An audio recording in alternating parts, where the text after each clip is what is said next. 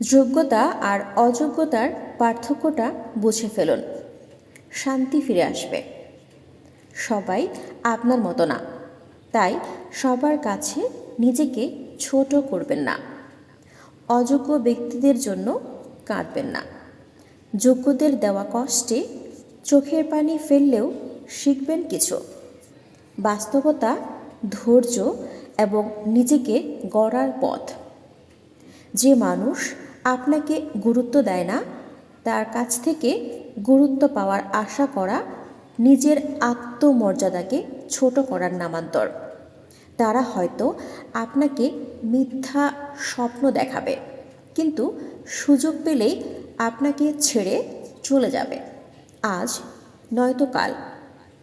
জীবন সুন্দর, তাকে উপভোগ্য করতে চাইলে অযোগ্যদের সান্নিধ্য এড়িয়ে চলুন। তারা নিজেরাই অস্থির, তাই আপনার জীবনে শুধু বিশৃঙ্খলা আনবে। আপনি যাই করুন না কেন, তারা কখনো সন্তুষ্ট হবে না, কারণ তাদের অন্তর লোভ আর ঈর্ষায় ভরা। অন্যদিকে যোগ্য মানুষ জীবনের মানে শেখাবে, আপনাকে এগিয়ে নিতে সাহায্য করবে, পাশে থাকবে। অযোগ্য মানুষ আপনার স্বপ্ন, ইচ্ছা সব কিছু তছনছ করে দেবে। জীবন একটাই, তাই সঙ্গী বাছাইয়ে ভুল করবেন না।